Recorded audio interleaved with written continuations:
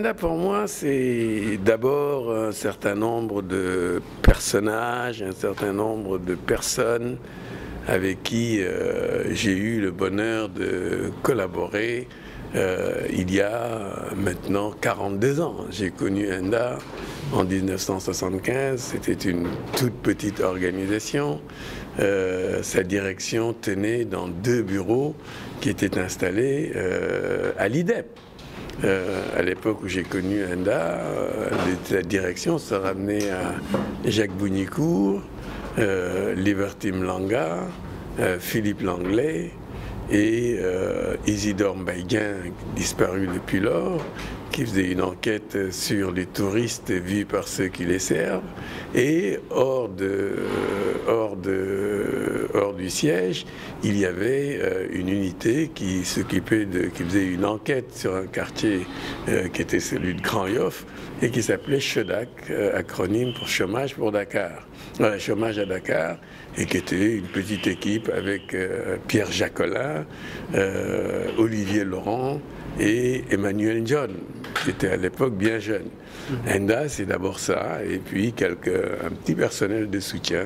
Je pense notamment à Madame Blons, qui était une des assistantes. Il y avait également Marie-Luce Friot, qui était une assistante, et puis Madame Eder, qui était une autre assistante, et puis Bernadette Diop, qui était la 4e assistante. Enda, c'était ça, c'était guère plus que ça.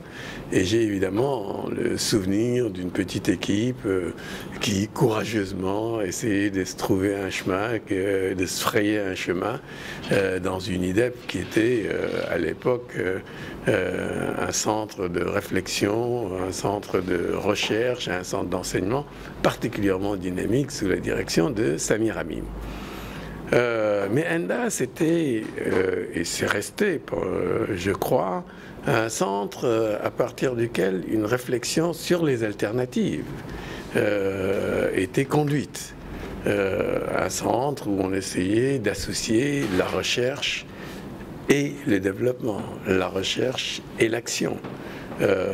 C'était un centre où on essayait de penser environnement et développement, et pas l'un ou l'autre. C'était un centre donc où on essayait sur le plan des idées d'avancer vers de nouveaux paradigmes. Et je crois que ça l'est resté dans une très large mesure. Enda continue de s'illustrer par son audace sur le plan intellectuel. Mais Enda, c'est aussi, je crois, des formes de communication assez originales. Enda ne s'est pas contenté de publier des ouvrages ou des textes. Enda, c'est une gamme de supports pour communiquer, c'est aussi des contacts avec des organisations populaires. C'est une large palette de partenaires et d'acteurs, quelques-uns gouvernementaux, d'autres non gouvernementaux, quelques-uns nationaux, d'autres internationaux, etc. Et il me semble que, enfin, on ne peut pas parler d'Enda sans penser aussi à l'action. La conception des choses originales, oui. Une capacité à imaginer des alternatives, oui. Une capacité à communiquer, sans aucun doute. Mais Enda, c'est aussi une capacité à obtenir des résultats.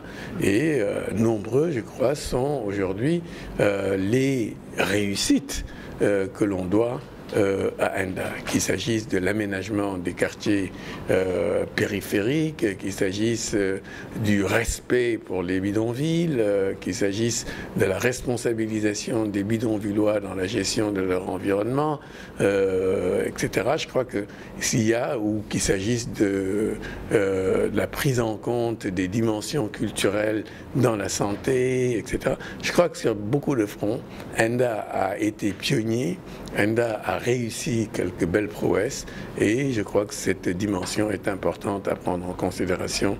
En tout cas, elle est importante pour moi quand je pense à Enda.